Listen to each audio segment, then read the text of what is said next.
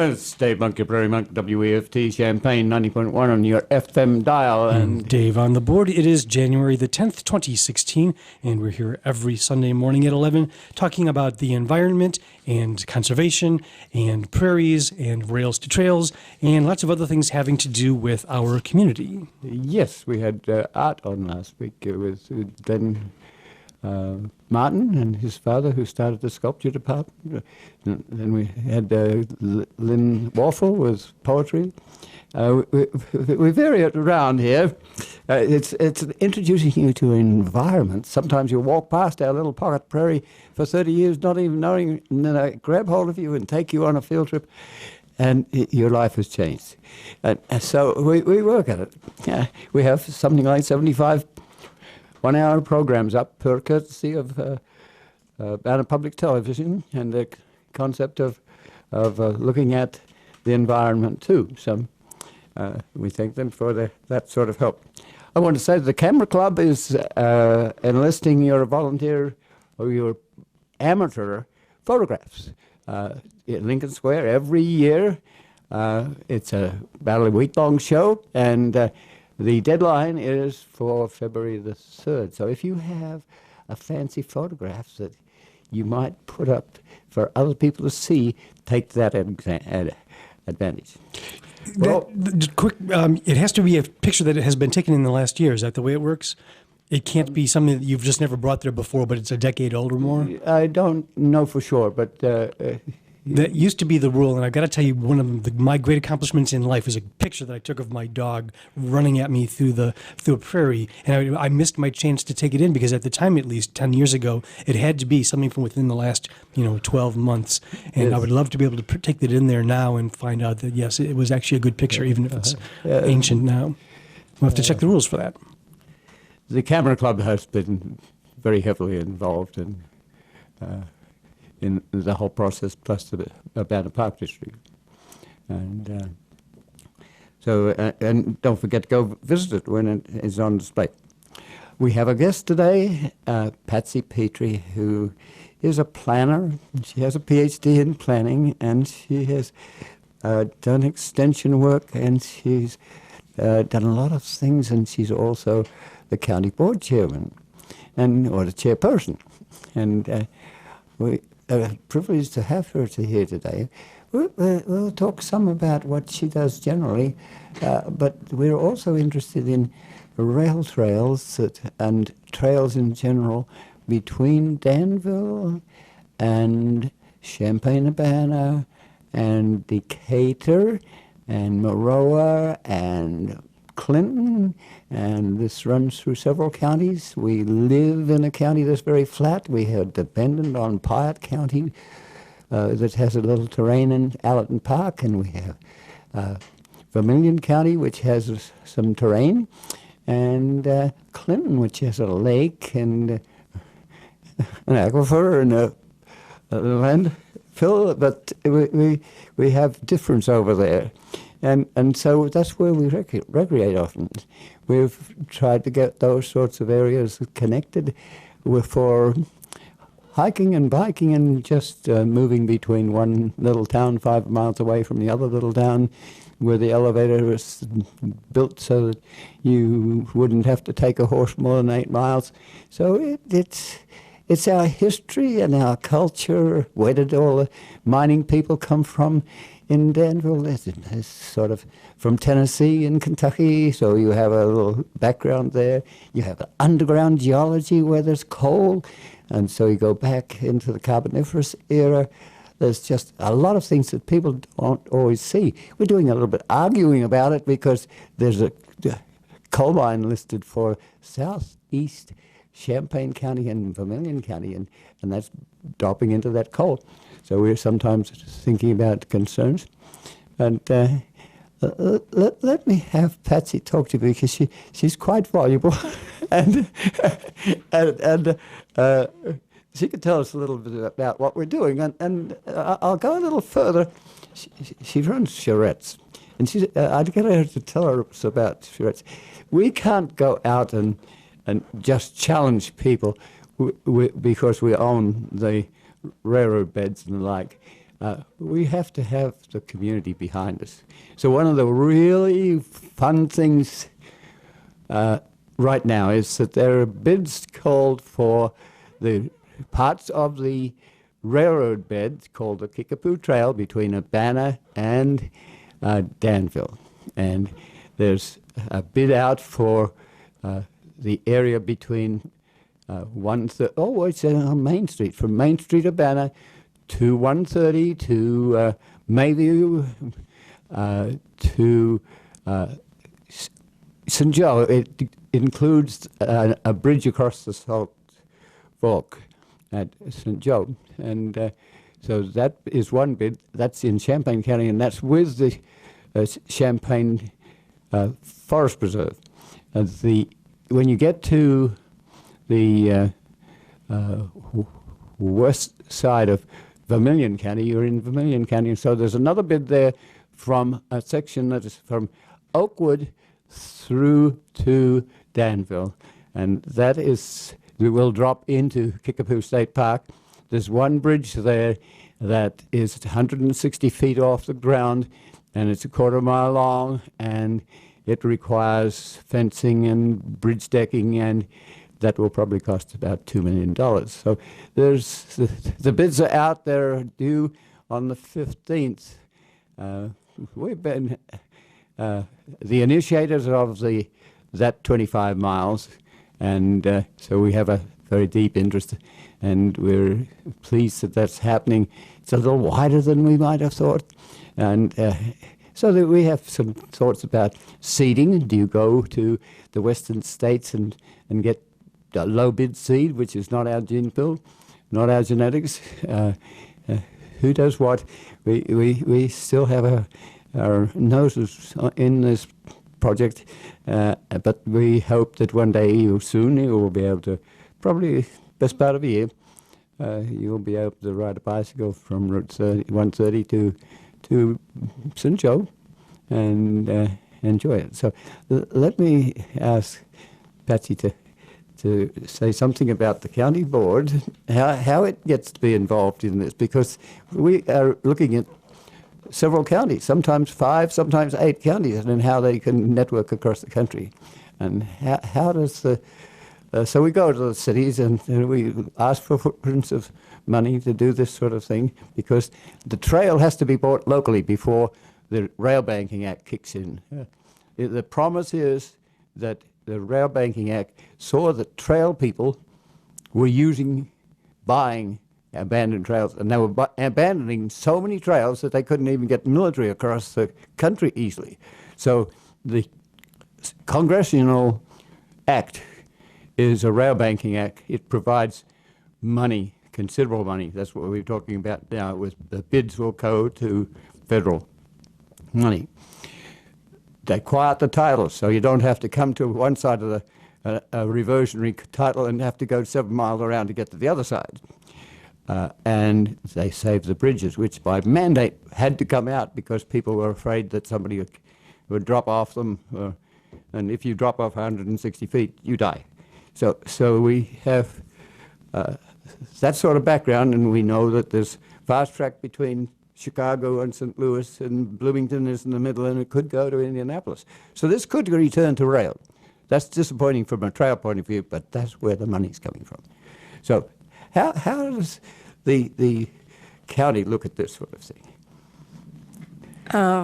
Well, the county really hasn't taken up this task. It would be the Environmental Land Use Committee if it became a topic of interest. It is multi-county, and as a matter of fact, just the middle of last week, the standing committee chairs had a sort of a formative evaluation discussion on where we are midterm in our 2-year term on the county board, and talking about one of the things that evolved out of that is opportunities to have conversations multi-county.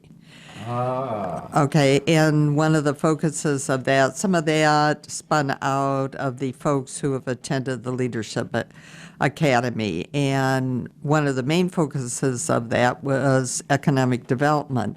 And certainly the rail to trails is an aspect of economic development for any of the areas through which the trail goes, and actually at the beginning and the end of those trails. So there's opportunity to look at this from those perspectives, look at it from the perspective of economic development for those counties, and to sit down and offer the opportunity for the various leaders in these different counties to really sit down and say, how do we start broadening the base of engagement with our citizens through which all of this trail is going? And right now, the focus of our conversation, I'm assuming, is the trail from here to Danville. Yes. Okay, I just want to be clear on our conversation because you mentioned a lot of other trails. But our evil mind goes to Danville, to Decatur, and all the towns between, and then Norfolk Southern goes up to Bloomington. And the railroad that is largely abandoned used to go from Champaign-Urbana to Whiteheath, to Monticello, to Cisco, to Argenta, to Oriana, to Decatur, then up to Maroa and Clinton, and back past Lane, Weldon State Park, Clinton Power Plant Lake, DeLand, Lodge, Whiteheath, and then back into that was a local train. Right. But that's a bit, I would think that's a bit overwhelming for your listeners. So let's just talk about between here and Danville. And also the information that you sent me, I was reminded that there are some people who talk about the pathway that parallels the railroad track that goes cuts through University at Lincoln.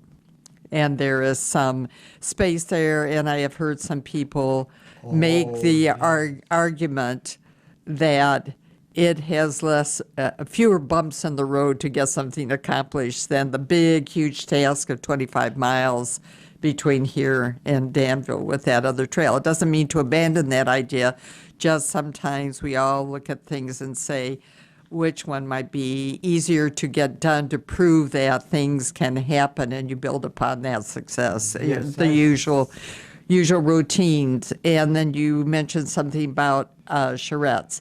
I'm not clear in what you're sharing with your listeners in relationship to bids coming in related to the bridge. Does that mean the bids are just related to the bridge, or are those bids that are related to building X amount of this trail? Let's go back and Get some clarification for your listeners. This trail is not easy.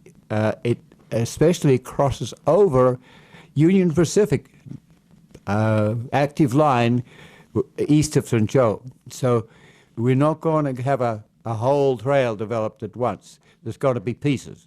So it's not only the funding issue, but there are other things that maybe are connected with getting enough money to solve what you're Yes. about to talk And about. some of it Okay. has to come locally. And the first fundraiser sponsored by the Sierra Club brought in $37,000. So And that's a huge success. yes. So we're pleased with progress that has been made. And it's especially in that direction. But we're looking on this as a demonstration, just the same as we have 2 miles of the Sangamon Bridge Trail in Monticello that goes across. So that's a demonstration. So people in East Central Illinois has not been too actually interested in rail trails. No, that's correct. Because- It's more north of I-80 where there's been success. Yes, the money and the power base is there, and Yes. Wisconsin has done it very well. Wisconsin is a state for us to look toward as modeling. Yes, absolutely. But so we are looking farther than just the connection between Urbana and Mayview and St. Joe. But that little section is 6 miles. Then we'll be looking at another section in another time, and probably backing into the same federal money. Okay. All right. So we're doing it in pieces.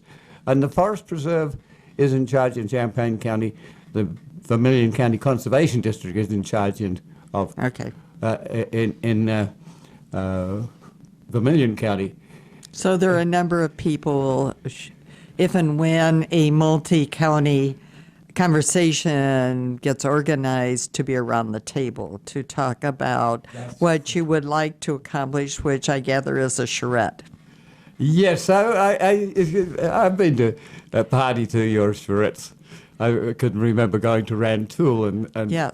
The so- Rantoul charrette was a huge success. So you have a bunch of students out there, and they research, and so they let people know and get answers to some of the questions that they might have. And we have the same sort of situation in other places. And it seems to me that one of the things that helps us a lot with the establishment of these trails is to have people that are interested and understand. It includes the farming community that we go through, plus the little town where the elevator was, where most of the town, perhaps 60% of the town, was involved in running the trains and running the elevator. So there are different sort of sociological cat. Right. And so how do we work with someone who wants more rows of corn? And here we're talking internationally about climate change, and here is most of our corn goes to cattle, and the efficiency is like 10%. When we eat meat, it's so you're thinking about asking questions that are very broad and very undefined, and a charrette can take those student researchers who've perhaps spent months working on this charrette, and they present. Yeah, but a real true charrette isn't the students doing it. The real true charrette is Other people. Is, Yeah, I've got it. Right.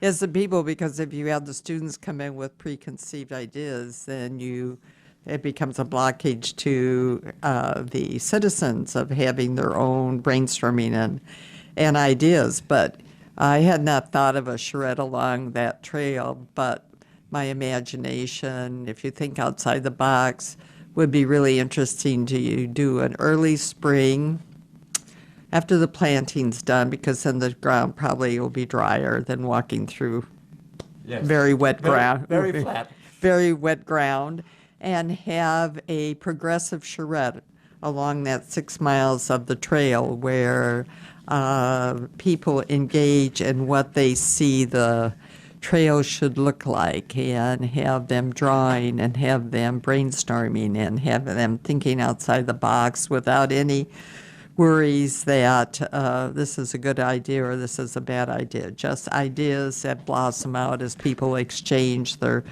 thoughts and toss things into the basket of ideas. You can engage students to do the drawing, because not every citizen has those visual drawing skills that, say, the students in urban planning or landscape architecture or NRES might have. They could bring that to the table. But one of the things we discovered when we did the Rantoul charrette was that the students had been studying the situation, which they need to do, but they had taken it one step further, and they had drawn up plans. And when those plans were then presented to the people attending that charrette, which were about 120 people, that became a ground zero, a preconceived notion, and to get the people to think beyond that was very, very difficult. Now, that doesn't take away from the skills of the students, which were very good, but what the purpose of the charrette was to glean ideas from the citizens, and it somewhat was truncated. So it was a really good lesson for those of us and our students to learn that maybe that isn't the best way to come to a charrette.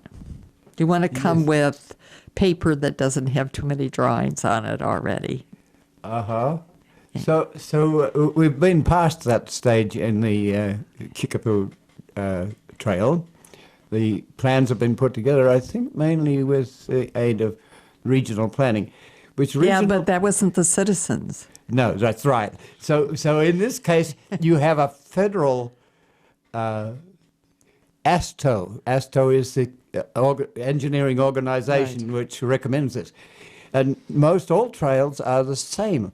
And this trail, I think, is 12 feet wide with 2 feet on either side of gravel, which makes it 14 feet. That's fairly wide piece of land out of 100 feet wide right away.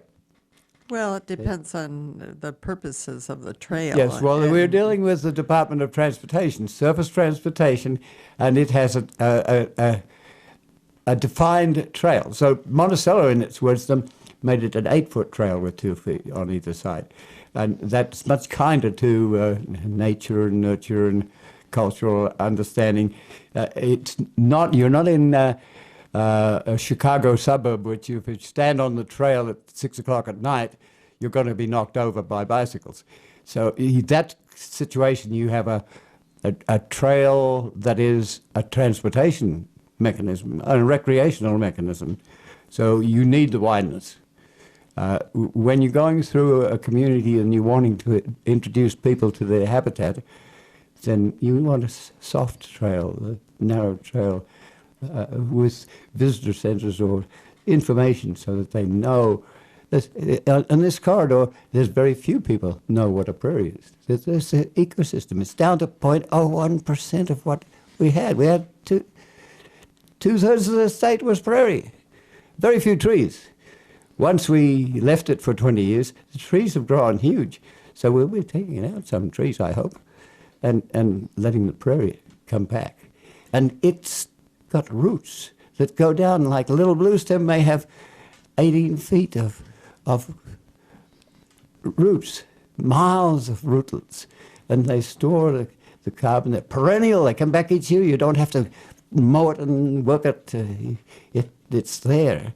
So we hope that with other segments of this trail, we'll have some of that regional planning which goes to 5 counties or 8 counties and looks at East Central Illinois, which hasn't had trails. The rest of the country has 20,000 miles of rail trails.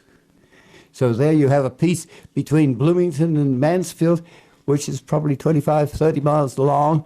It's still got rails and ties, and the railroads are getting afraid of the rail trail people because the trails are so popular that if they want to go back to rails, which is the purpose of the Rail Banking Act, they might have difficulty. So in that case, they're keeping the rail intact in case they want to go from Bloomington to Indianapolis and do other thinking like that. You don't exactly know what the railroad's thinking, but that's there. So now we have had an aquifer with a landfill on top of it, and we have all of a sudden had a lot of people from different communities having input. 850,000 people drink from this aquifer. There's perhaps 14 or 15 communities. So I see that as one of the first chances that I've seen locally of regional planning happening. And so comment on that, because you're looking at me a little quizzically. Well, the people who worked on the aquifer situation had great success, but it really wasn't regional planning.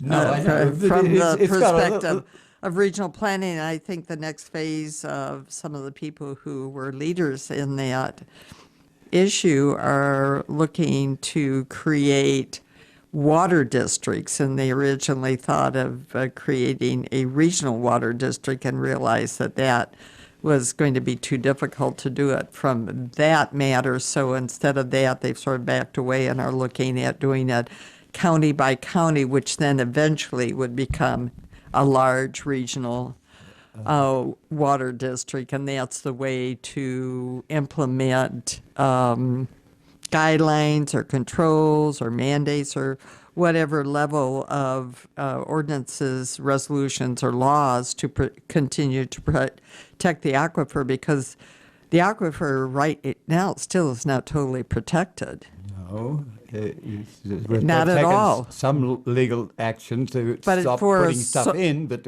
Yeah, but only as a sole source aquifer, and that's only federal monies. And every example that exists in the United States and related to where there's sole source aquifers, and it's a project that has federal funding, it still ended up being approved. There may have been some tweaking to the project, but it still has ended up over an aquifer. Best example is what's happened in Ohio, where they do have a couple sole source.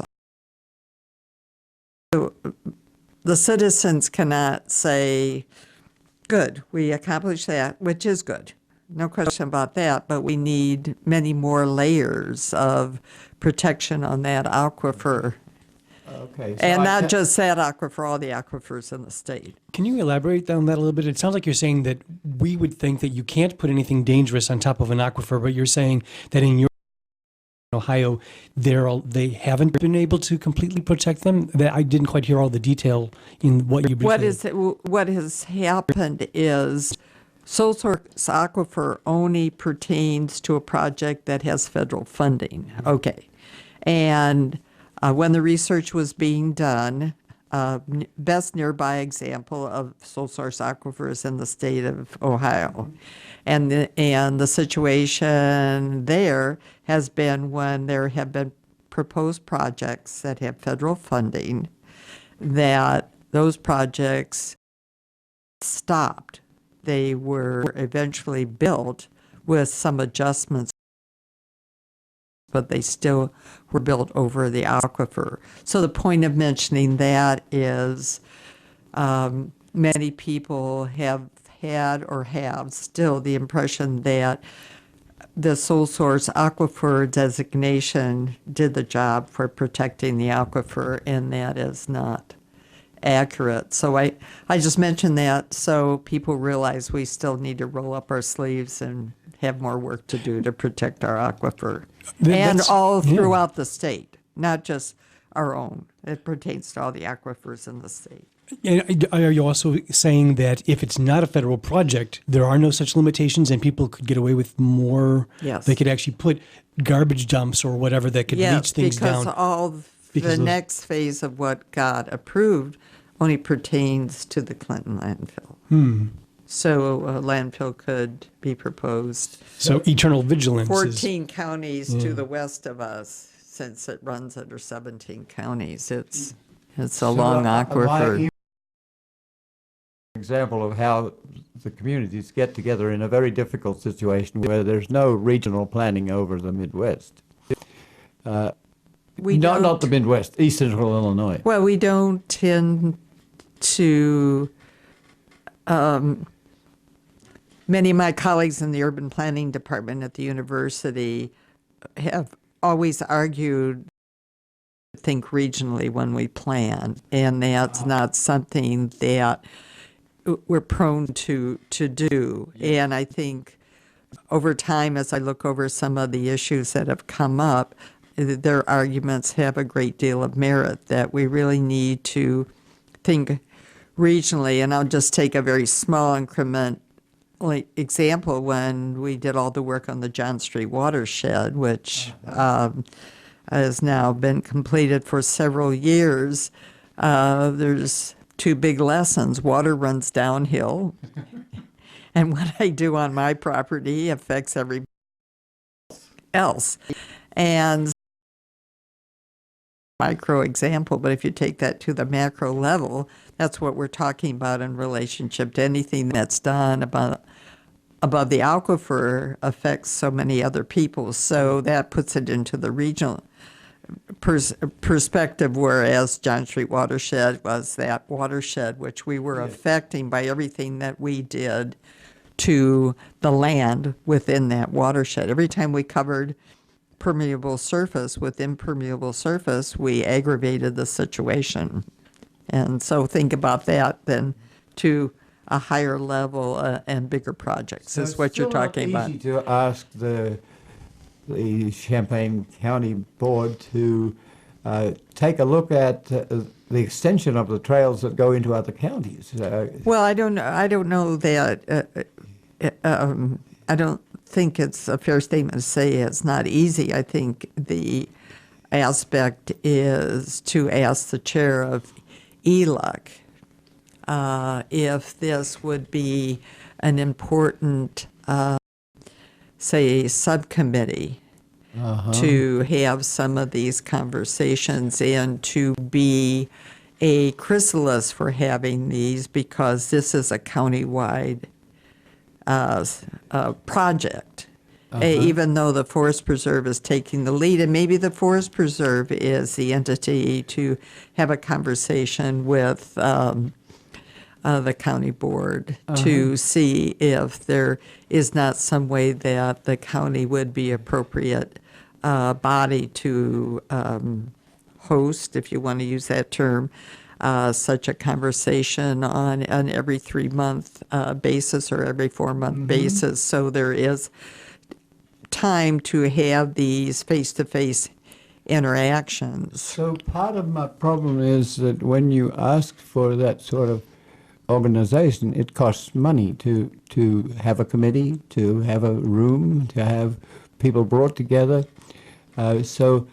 Well, it wouldn't cost any money if you don't have any staffing. It's just a facilitation situation, and if it's done in the daytime, you can use a room at Brookins. Okay, I understand, but if you want sophisticated things like we're talking about, the use of lumber and the use of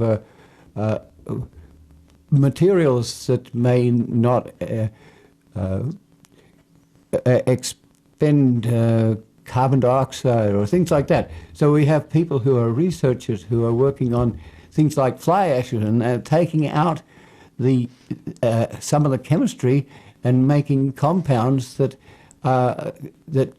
stabilize the fly ash, but also provide interesting materials. So how do you have some people who are experts to come in and talk? So wait, I'm a little confused. Are you I'm looking at... You've leapt way ahead. I thought the purpose of people from the various counties sitting down and talking together is to look at the progress. What are the things, how do they want the trail to work? What are the things that they envision for the trail and things like that, where it's not technical expertise, it's more... Oh, no, it includes the technical expertise. For if you have a steel bridge and it gets burned by somebody eating hot dogs off the bridge, then it buckles and you have to replace the bridge. If it's a wooden bridge, you can do it in pieces. So some people who are going to work with that bridge need to know that. So if you're going to employ local people to look... But I thought somebody had done a design on this. No, some of this is sort of experimental. Some of it is looking at things, broad issues like climate and CO2, and so you're asking for people who are themselves still trying to define what it is that they can do to save a prairie or save a material. So my interest is in how this committee that's imaginary that you're putting together can bring in experts that can talk about this, even though they don't have a defined answer to things. How do you get them to talk, and how do you get them to report? Even if the regional planning office were to, for instance, make a report on this, it's a costly thing to do. So I'm looking for these sorts of things, and that's why I went to the idea of a charrette, because yeah, but you wouldn't have those people necessarily at a charrette. The point of the charrette is to brainstorm what you think that how you want something to evolve to be. Then once you do that, then you get to the point of getting down to the micro level of how you're going to... The public doesn't know that. The public needs to get hold of the technicians, the people who are writing that bid for the Kickapoo Trail, for instance. How does the public know that they might be able to contribute to the making of the trail? They might be able to push a bush hog along. How do we discuss the creation of this trail using local people? Like Monticello did that. they didn't take federal money. They put their own money into the building of a trail and a bridge on top of a bridge. Well, I think you're mixing things. Oh yes, absolutely. Well, you got to separate them to do this. You can. A charrette is for designing and thinking through those things. Once that is done, then you move to these next levels. Do you do this locally? Do we need some expertise that we have conversations with? Things like that. You're sort of putting 12 pieces of the puzzle together too early. And you've just defined David Monk. This is pretty much the way that he seems to live his life. Oh, okay. But I was also thinking of his listeners and following the. Yes, that is a real problem. It's true that you do need the expertise, and expertise does not necessarily cost money in the sense that if you have them come in and explain some things, we have plenty of expertise at the university who can give us information, which we as a county do not tend to take total advantage of. I understand. Okay. And I'm looking for that expertise, even if it's bringing together communities of different ethnic background, different interests. How do you bring them together is a skill in itself. And Well, it is, but part of that skill is we have tremendous knowledge in this community that we do not create an environment to take advantage of it. When I say take advantage of it, meaning that we as a community do not sort of do things to reward are very smart people in our community. Smart meaning the whole breadth of being smart to contribute to our community. So one of the things we really need to figure out is how do you go about doing that so people have the high level of willingness to volunteer their time. so that's like the extension service. You're looking at how the university steps out into the community and helps the rest of the community. We are a cow cottage that does that. They do that in agriculture. They do that in engineering. I'm looking to do that in the likes of recreation and preservation of habitat and biology. Can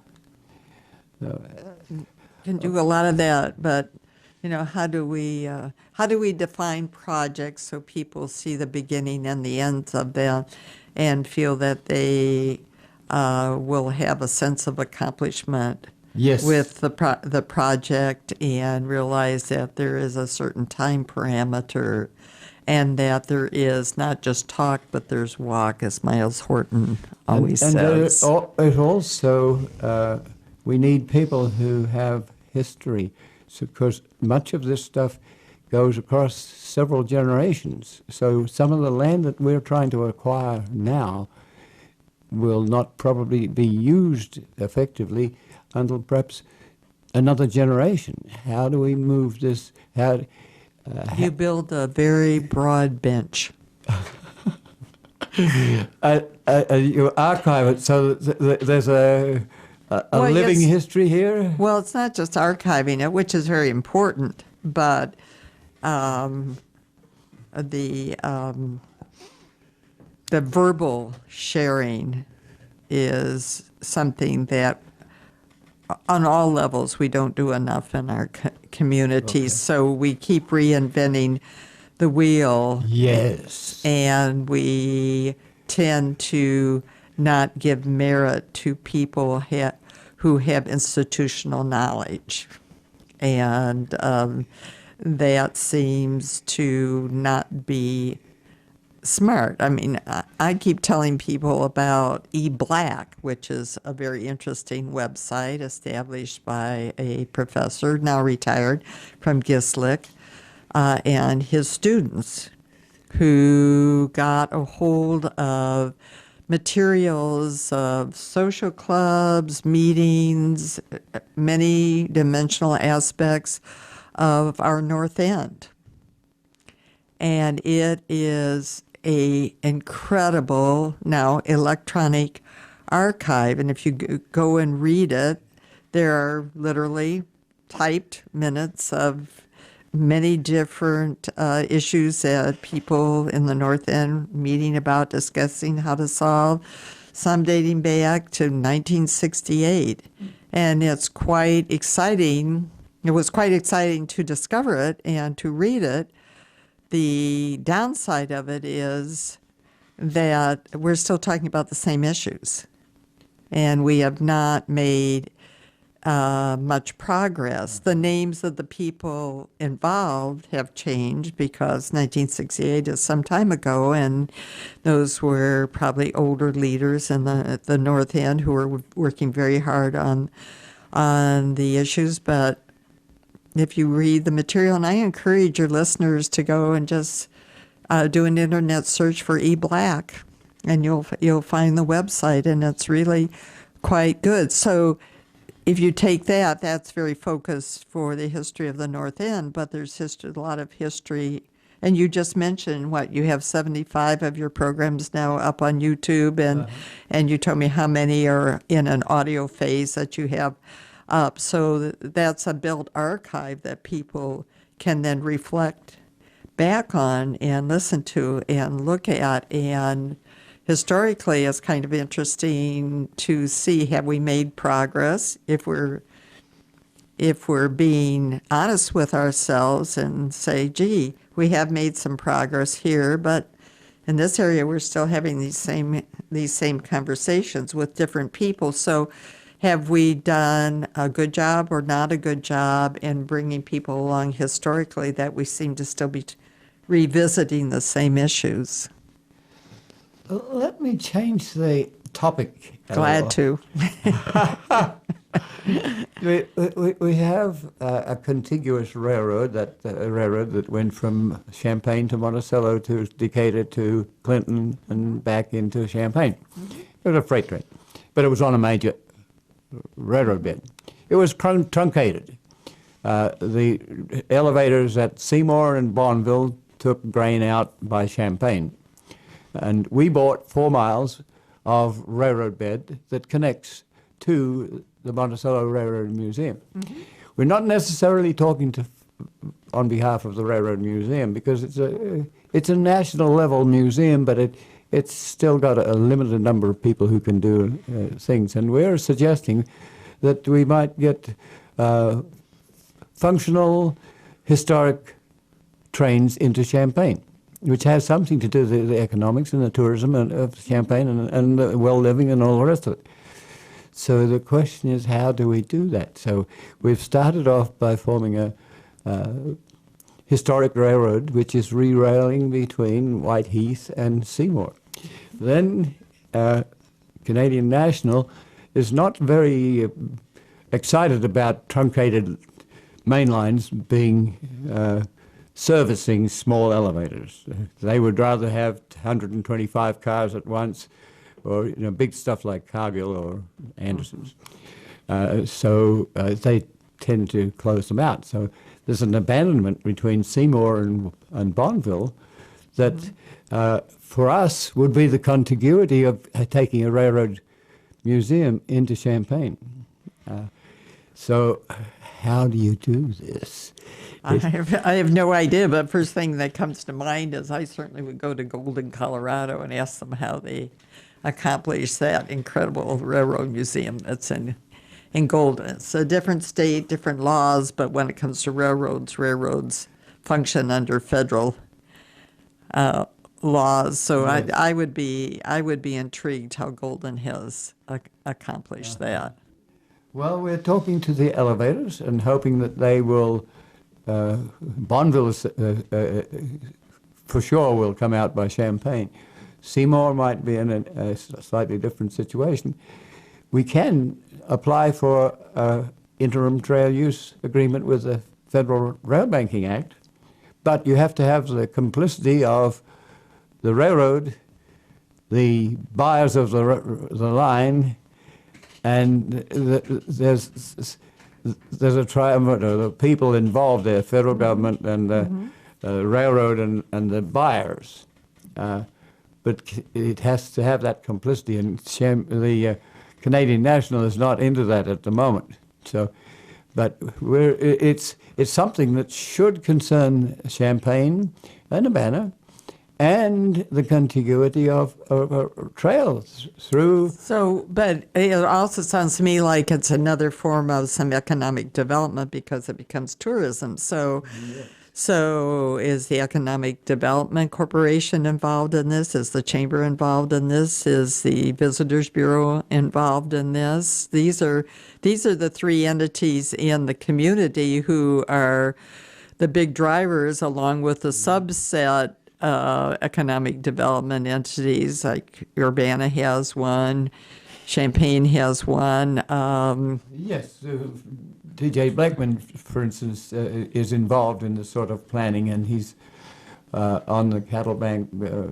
He's now chair or president of that board. And he knows that this is needed. If we were to come into Champaign, for instance, we'd need to pilot on Canadian National Railroad then. We'd also need to pilot on a little bit of the Norfolk Southern that goes up to Bloomington. So how much leveraging are you doing with your own our own representatives at the state level? We're at it, but it's tough territory because it takes time to do that, and it takes expertise. You have to know yourself. Often I am dealing with the topics where I don't know all the details. I have to study and research in order to ask the question. Yeah. So this is long-term stuff. You have to know that perhaps there's 13 people here working in a museum. Do they want to go 25 miles to Champaign? Where do you park your vehicle? It's exciting. It relates to that $95 million building that's proposed for the north of the News Gazette building, and then it relates very positively and quickly to what's on the other side of the line, where you have low-income suburbs. And You mean on the north end? the north end. Yes, well, that's very true, but as an urban planner, my intrigue is, how is it that in Colorado they are able to make this connecting trail from Fort Collins to Colorado Springs?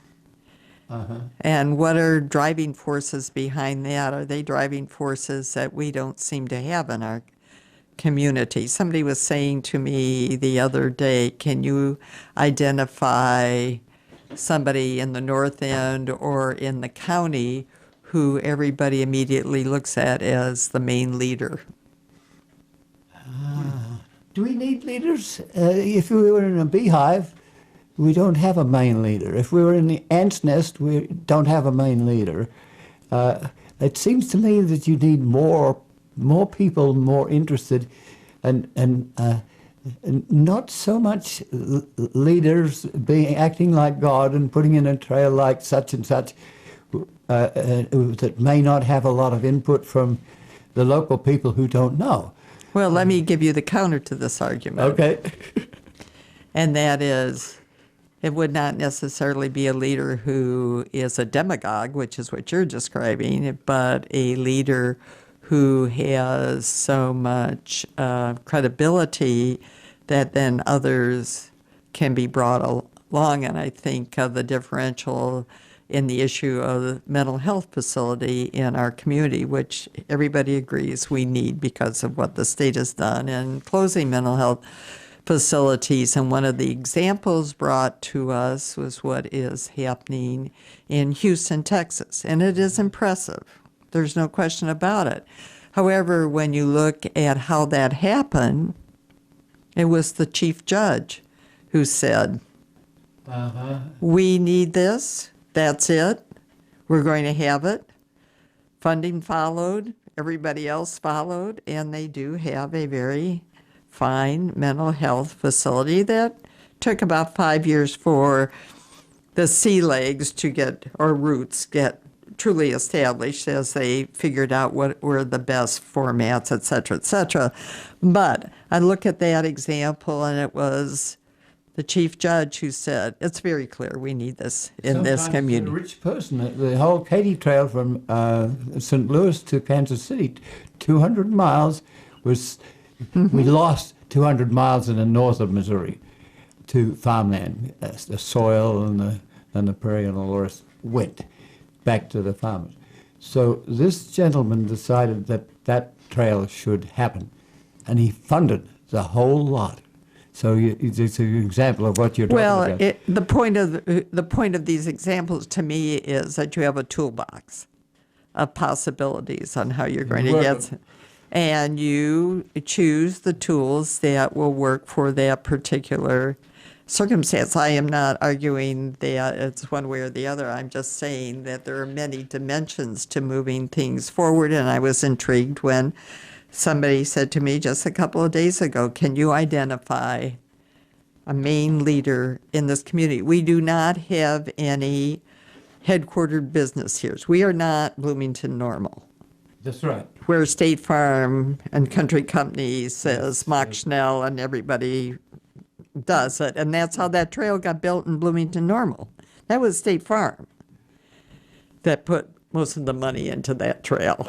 The Constitution Trail. The Constitution Trail. Yes. Yes. So you know, you look at those aspects, and many years ago in another conversation, somebody was helping me understand our community in that we are an academic community, and so there is a lot of mobility with the people who are at the university, in the sense that they take sabbaticals, they get grants, and they leave the community. So, and the reward system at the university is not such that they put in a lot of time working on their own community. It's a nice bedroom community for them. So that's quite a subset of our population. And so when you start thinking about those aspects, then you kind of start thinking about how can we move things forward, because the cultural environment is different here than, say, the cultural environment in Madison or Ann Arbor or Boulder or Austin, Texas. And Let me change again a little bit. What has the internet done to this? Does the internet allow a lot more people to know a lot more things and to communicate with each other? How has this affected the work that, for instance, the county board does? What is the impact? well, I don't know that the internet is used by the county board. The county board is probably the best elected entity in the county in being transparent and putting things up on a website. That is the internet, but it is not really technically social media. However, I do find that social media has enhanced the possibility of institutionalizing error. Error. Misinformation. Misinformation, okay.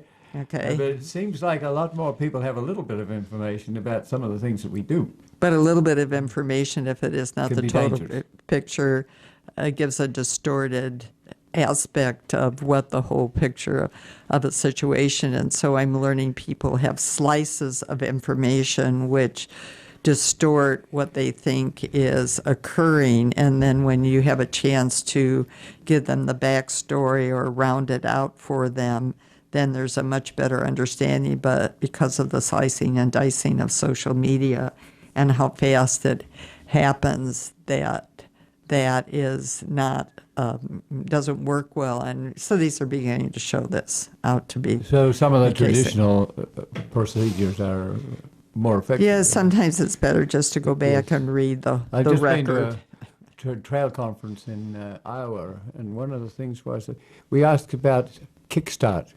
So Kickstart. you can get a 1,000 Kickstarters, but then you need the middle 45 to 55 age group to be contributing somewhat more significantly.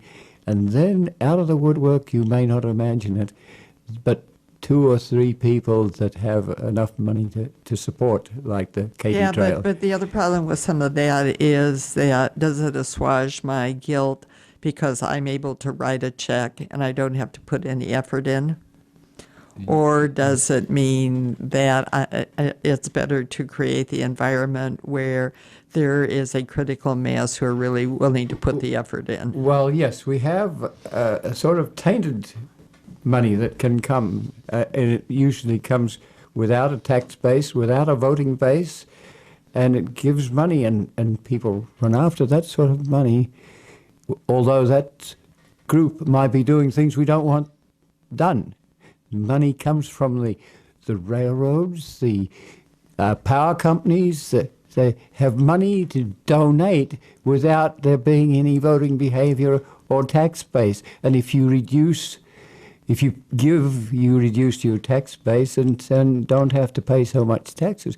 So what do we do with tainted money? Do it taint enough? You go for it more? Or Depends on how much you want to capitulate. yes. So, but knowing about these County things is helpful. doesn't get that kind of money, so Oh, that's not an issue. Ours is the issue of, are we effectively and efficiently using the tax dollars that come to the county, and are we doing our due diligence? Well, it's time, and we thank you, Patsy Peatley, Yes. for being here for this year and other years, and we respect your position as county board chairman, and we wish you luck with what you can do. And we might just come along sometime and ask if Hal Barnard or someone else might put this on the agenda. You know that we welcome public participation all the time, and we encourage not only you, but any of your listeners and other people in the county to always come before the county board and share their thoughts. Absolutely. Okay, thank you very much. Thank this is Dave you. Monk, your Prairie Monk, WAFT Champaign, 90.1 on your FM dial. And Dave on the board, and as always, the views and opinions expressed are solely those of the speakers and nobody else.